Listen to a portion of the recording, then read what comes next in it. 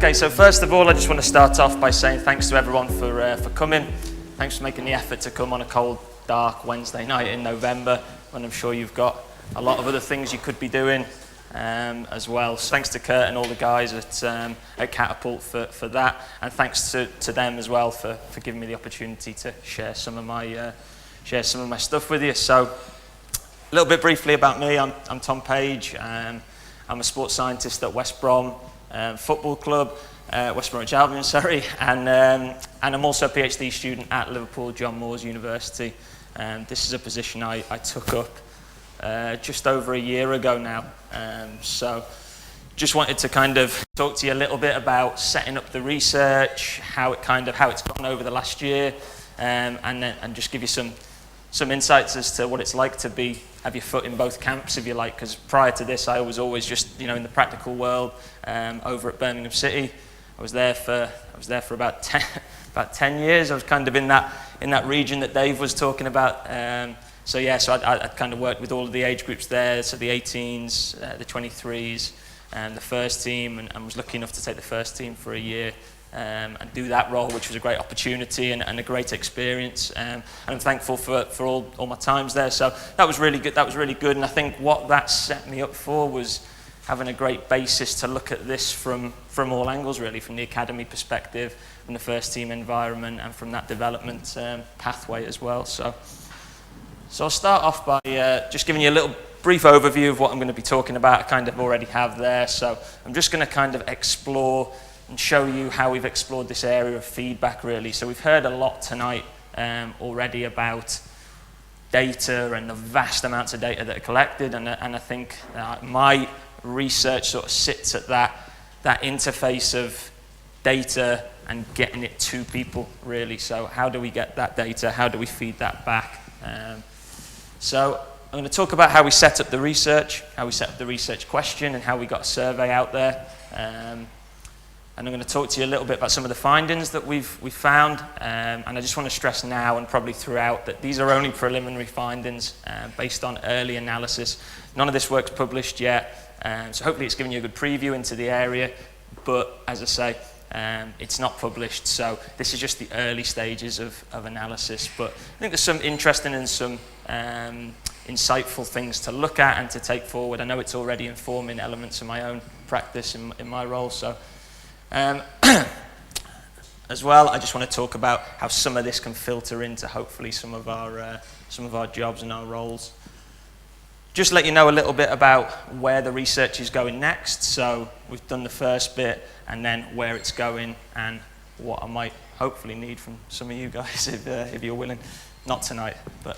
And then just give you a little bit about. I'm just going to reflect a little bit just towards the end of the presentation, just about this sort of academic and practical, these two worlds that I'm kind of living in a little bit at the moment, which is a slight change for me. So, right, so to get started then, this is kind of the initial area we started with when we kind of set this research up, when this became a research question. And up here you'll see some of the great companies, software, hardware, tech companies. Big shout out to Catapult, obviously, there. I think we've got to say that. But yeah, I think what you'll see here is, I think we'll all have worked with a lot of these companies and use their products. And I think we'll all agree that they're great ways to monitor our teams and our athletes. And basically, I think they offer some great ways they offer some really pretty sort of feedback methods, some great tools for taking information and collecting data and feeding it back to people. But I think the question that really gets us here is how much data there is within all of these platforms. Just within one of these platforms, if you like, how many different variables, how many different things are being quantified, are being measured, and I guess ultimately, are they therefore being utilized to improve performance, which is ultimately the end goal, either individual performance, team performance, or what I'd also throw in the mix there, as I'm coming from a kind of an academy standpoint as well, is the development of the player. So just with some of these companies in mind, really, I just want you to have a think. I'll share an experience of mine with you, but just have a think about when the last time was in your current role that you gave a little bit of feedback, that you took maybe some of this information and you fed it back. So just have a little moment to think about that and reflect upon it, think about how you transferred that information. I'm going to give a little example of mine, so I'm going to go back to my time at Birmingham. And I was working with the first team at the time, and I think we've probably all been there where we've had the performance on the Saturday. It wasn't great, we got pumped. I can't even remember the game, but anyway, we lost, which was quite a regular occurrence in those days. So I'm waiting there on the Sunday night for the Prozone report to come through. It doesn't come again. And then, so Monday morning, bomb into the training ground, double early, like 6 o'clock in the morning, you're there, still dark outside, beavering away trying to get your Prozone report done, trying to get it in for the manager for when he gets in and the post-mortem's going to happen. So anyway, so get all that report done, get your print out, steam down to the gaffer's office, get in there, he's sat there with all his coaching staff and everything. Gaffer, I've got the Prozone data for you there. Well, you can shove that up your arse, can't you? And slams it in the bin in front of me, and I'm thinking, oh God. Right, okay, so that's probably one of the first times I've thought about, right, let's reflect upon this, let's think about the timing of that feedback. So I think there's a few issues there just with how we go about getting a message across in the right time and in the right way. So that's just one of my little ones. So I'm just going to give you a little bit of the background around feedback and around the area. So in the early years, I'm not going to go quite as far back as Dave did. I'm not going to the 1800s. Some of you might not have seen these books since your uni days, but they serve a useful purpose in looking at the background. So they do some good reviews on the area, really, and what the initial research sort of focused on. And it comes through like the 60s, 70s, 80s. It focused on motor learning and skill acquisition and how some of the elements of timing of feedback, the type of feedback, the frequency of that feedback, how it affects learning of a skill. Like in some cases it was throwing darts at a target, but that's by the by. That in terms of learning new skills. So I think this served as a basis for some of this research on feedback.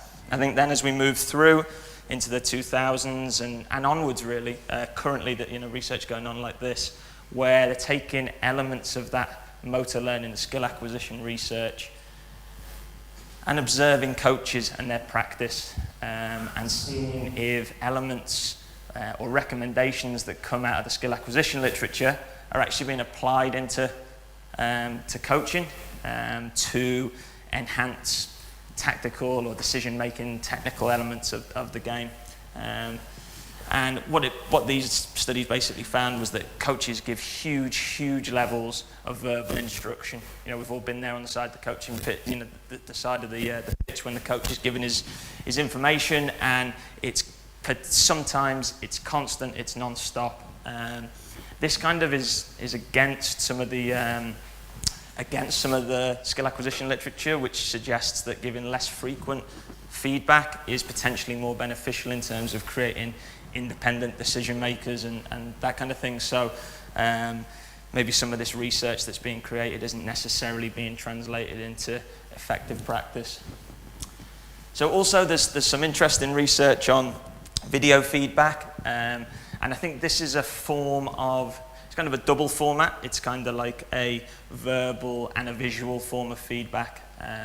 We most often see this in the form of post-match or post-training debriefs and team meetings, and there's been some interesting research about how or what purpose this serves really. So some of this groom and cushion research is really interesting stuff actually when you get into the perceptions of the coaches giving it, the players that are receiving it, their thoughts about it, and the whole environment around feedback and how it's dealt with really. So more recently, so right up to 2018, some really good stuff coming out about how verbal and visual feedback can affect how we deliver and how we try and improve athletes' performance. So I think there's two strands to feedback to athletes. in the gym or in an S&C capacity or in a sports science capacity, and that's probably technical instruction on form of a lift or form of a coaching point to develop speed or deceleration, acceleration mechanics, that kind of thing. And then also encouragement and getting more out of the players, trying to increase their physical output. So, i.e. in this instance, quicker speed of lift, for instance, on a linear transducer. So some really interesting stuff coming out about how verbal and visual feedback can increase performance, or at least attenuate the loss of performance due to fatigue. So some really good stuff there. So this kind of serves as the basis really for the research question. You know, there's a lot of stuff out there on feedback, but what we didn't really know was, what does this look like in elite football in terms of everyone's perspective? So there's a little bit on coaching, there's a little bit on performance analysis, not really that much on sports science and how the data that's being collected and transferred is getting to people, how these messages are getting transmitted. So he'll kill me for using this because he's in here tonight, so, and he wanted me to take it out, but I haven't. So look for that curly mop top somewhere in the audience. So anyway, so we initially started this research by probably looking at it with our sports science lenses on. So we kind of went, well, how does sports science data get transferred in football? How does it get fed back to people? And then I think we kind of said, well, okay, we sort of know what that means, but we don't really know what it means from everyone's perspective. So from players' perspective, from coaches, from managers' perspectives as well. So we've called these the 3 key stakeholder groups. So we've got performance staff in the top left, and that's physios, that's sports science staff, that's S&C staff, that's medical, physiology, nutrition, psychology, basically. So all of those job roles. Then we've got players as well, so that's quite a simple one. And then we've got coaches and managers, or people in a coaching capacity. So that included heads of coaching, academy managers, that kind of thing. So we wanted to assess what all of these people thought about feedback and see if we are actually singing from the same hymn sheet. So we designed the survey using SurveyMonkey, which is a really good platform because it's so easy to use on a lot of different devices, quite quick and easy to get surveys out there. What's not quick and easy is the drafting process of doing a survey and running it by a research team with 4 different members and 4 different people with different opinions. That took months, but eventually we got there, piloted the survey with the staff and players and coaches at West Brom, and then set about getting it out there. So hopefully some of you saw this tweet and the accompanying infographic that went with it, the information on the on the survey itself and what we required from people. Right, so in terms of what we were asking, so we wanted to know what the logistics were of feedback. So who gives it ultimately? What types of feedback? So verbal, visual, written forms of feedback. When it's given, so the timing of that feedback, where it's given, the location of the feedback, and how often, so the frequency. So you see these terms are kind of what I referred to in the skill acquisition literature. So that's where that kind of informed what we wanted to look at in the survey. And then on discussion with the research team and looking into the research itself and the background literature, we kind of set about devising this little model. So these black arrows are the 3 key relationships or directions of feedback that we were testing. So for instance, I won't go through all of them, but performance staff, 2 coaches. So we set up questions that would get those kind of answers, and coaches receiving feedback from performance staff. So we tested all of these 3 different relationships within the surveys, and there were 3 versions of the survey. 1 for players, 1 for performance staff, 1 for coaches. Just tweaked words slightly, and obviously the directions of the feedback. So just for ease of for the participants, we designed 3 separate ones, and they just went on those ones. So again, preliminary findings, but this is a 12-week review of the data. So it's 121 respondents from the 3 key stakeholder groups, which isn't too bad. It was actually higher than that, but we've had to filter out a little bit due to the eligibility criteria. We took a long time kind of debating this, but basically we're just looking at the 92 English League clubs So we did get some great answers from Scotland, from Scottish teams, from America, from Australia, from national teams, so from the England setup and things like that. And then of all places, we've had a few responses from the Q80 National League. So thanks to them for their for their input. So unfortunately, we can't use some of those ones. But hopefully when this research gets published, this number will look a little bit higher because we've left the survey open. So we're going to kind of continue to collect that data for a little bit of time yet. So I'm just going to give you a key preliminary finding.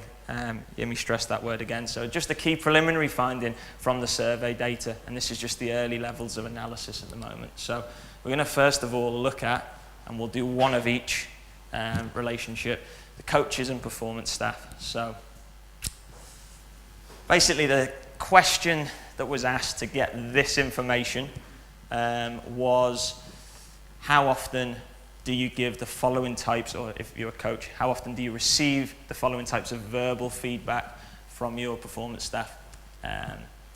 What we can see here in the blue is daily informal chats. And they're the ones that sing out in the data, really. So that's 80% of performance staff say that they give feedback to coaches on a daily basis.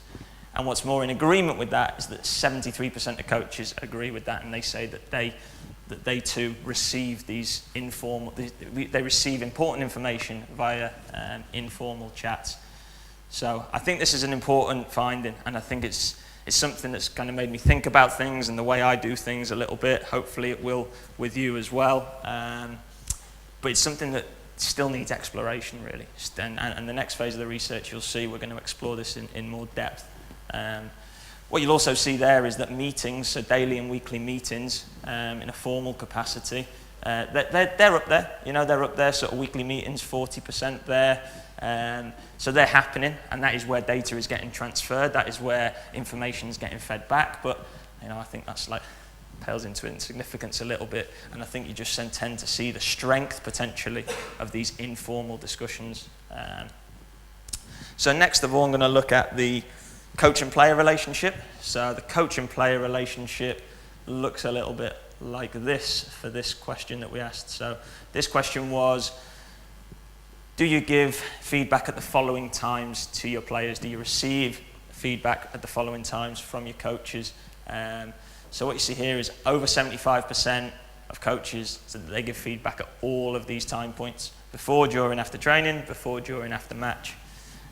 Players pretty much are in agreement apart from before training. So where there's a little bit of disagreement like this, which is probably significant, then we're going to have to explore that further. So where there's high agreement, we'll explore that further. Where there's low and disagreement, we'll be exploring that further in the research, and that's what hopefully we'll find we'll find even more out about this. We'll get some examples, we'll get some context, we'll get some information about what that looks like. So I think what I'm getting at really from this is just how much feedback is going on. So just how many opportunities within the day, within the week, within the month there are for feedback to take place. And when we think that feedback is information that's given to people in order for them to improve, I think we're seeing here that there's so many opportunities for it to occur. So all we're trying to get at in this research is, are we optimizing all these chances we get? Are we optimizing all these chances we get to improve players?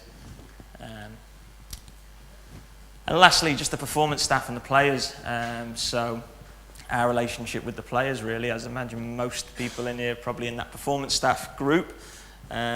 So this was, do you give feedback to your players in the following locations, yes or no? And what you'll see here is the training pitch, meetings, either group or individual, and the gym or the treatment room are the most frequent places for performance staff and players transferring information getting fed back. Players are agreeing with this. If you look at those green bars, they look very similar in terms of the trends in that data. So we know there's something going on here. What I think is, though, that this is highly job role specific. So, for instance, the sports science and S&C staff, the majority of them are giving their feedback on the training pitch and in the gym. Analysts are probably meetings, group and individual meetings. Physios would potentially be gym and treatment room. So I think you've just got to bear in mind what that person's job role is and where they're giving their feedback. But I think when you think about it from a player's perspective, they're getting feedback all the time. They're getting feedback from coaches all the time. They're getting feedback from performance staff all the time, all over the place. So I'm just reiterating that point of, are all of these transactions, are all of these little interactions, these micro interactions that go on a daily basis around the training ground, are they being utilised? Are they being optimised, basically? So just onto the discussion, really. So I'm not too far away now, guys. So you can just hang on in there. So basically, I think the communication, interpersonal skills, vital.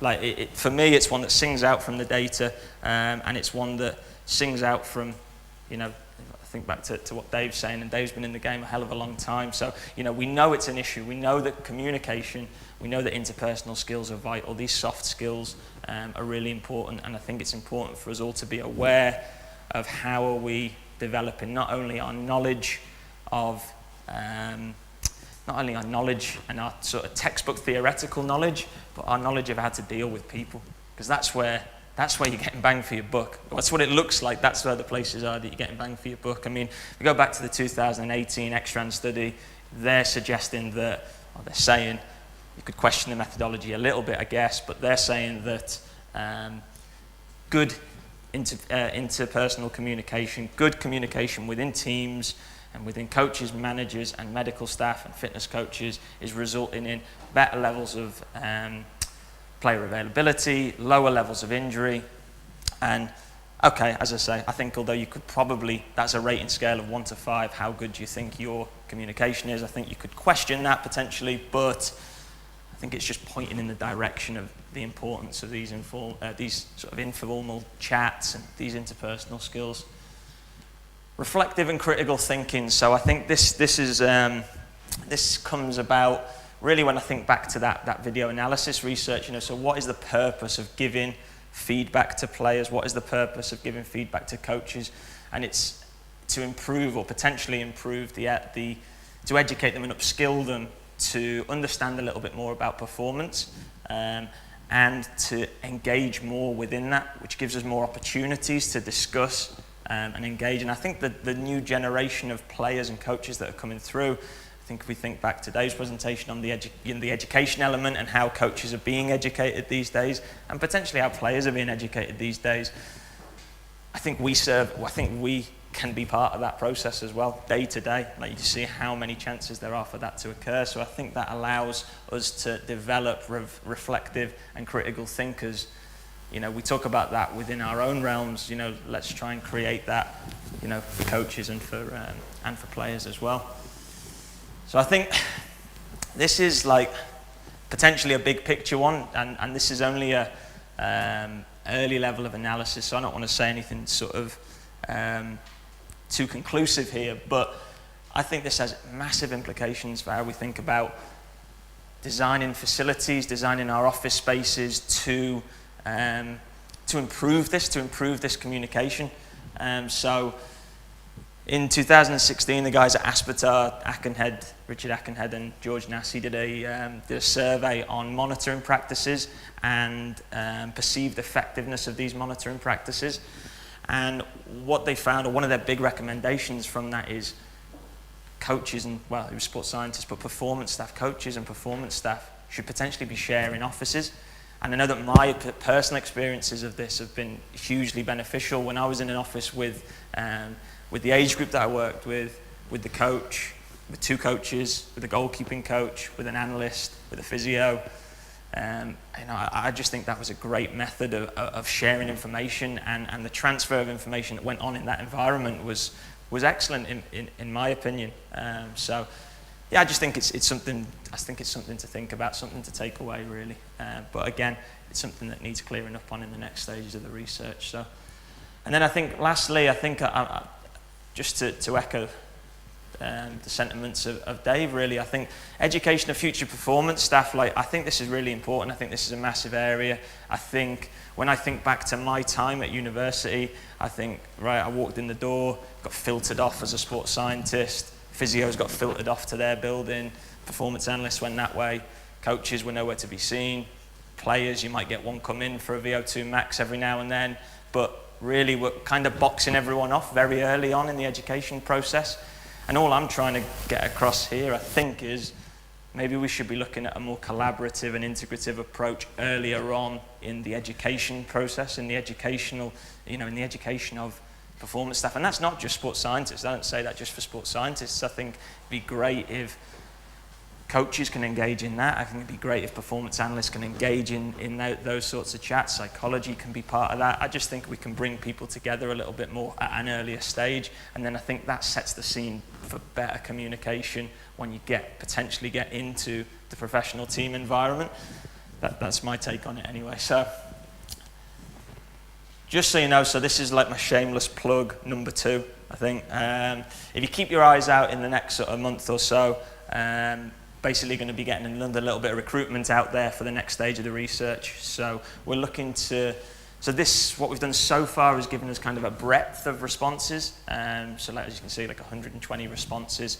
So we're probably going to dial that back because I don't think I've got the energy or the effort to do 120 interviews potentially. But anyway, yeah, so we want to get some clarity and some depth. So we want to put some context, we want to put some meat on the bones of some of these early stages of data that we've got in so far. We kind of want to say, give us some examples of this. Coaches, give us some examples.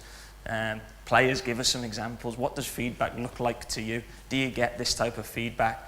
Give us your experiences, give us your examples, because I think then we can start to generate some themes and we can start to generate some real strong analysis. So we've got breadth and we've got depth to this research question that we're trying to answer here. So look out for that, and if you can keep anyone, if you got my contact details, and if you want to put me in touch with anyone who thinks you think that they might be involved with this, then put them in touch with me, and I'd love to get in touch with you if that's the case with you as well. So brilliant.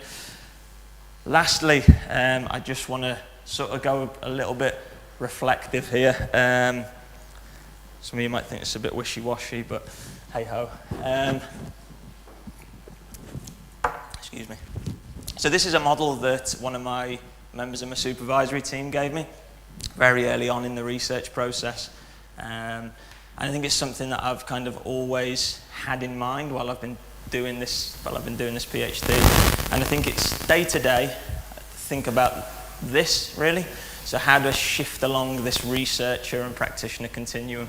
And I think day to day I'll go into West Brom and I'll do my practical sort of day-to-day role, which will involve doing my warm-ups, doing my gym sessions, downloading data, that kind of thing. And I think there I'm in that heavily sort of practitioner mold.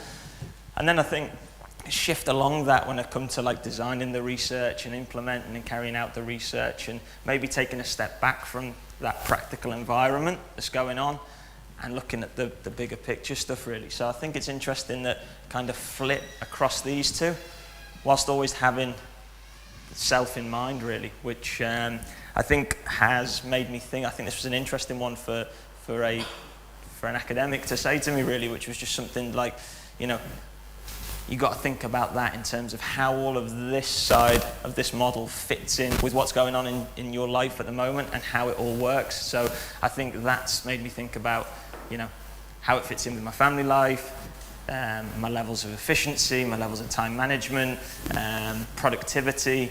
And I don't think I went into it with an idea of what a PhD looks like, and it's not really that. It doesn't really look like that. So it's more a case of finding your little windows of time to get things done and keeping momentum and keeping the ball rolling.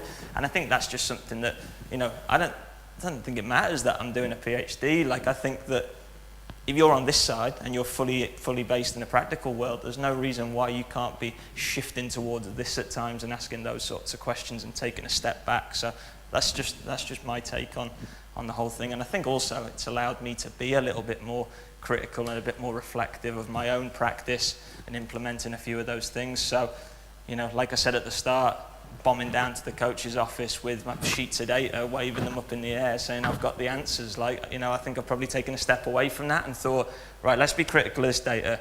Let's find 2 or 3 key things to say, and let's try and work that into the daily grindings of the club and not doing it at a set specific time and ramming it down someone's throat. I think that's kind of how I've been a little bit more critical of my own practice in that sense. So just lastly, just my acknowledgements really. So I'd just like to thank everyone on my supervisory team. So Dr. Matt Andrew, Barry Drust, Zoe Knowles, and then a few of you will know Matt Green as well. He's at the Premier League now, but was at West Brom, so he's an external advisor on the project. I'd like to thank everyone at West Brom for setting it up, West Brom for kind of giving me the opportunity to do this and let me use the players, the staff, the coaches, let me use everyone as guinea pigs to a certain extent. And then to Catapult also, just for giving me the opportunity to speak and share some of these things with you. So thanks everyone for listening.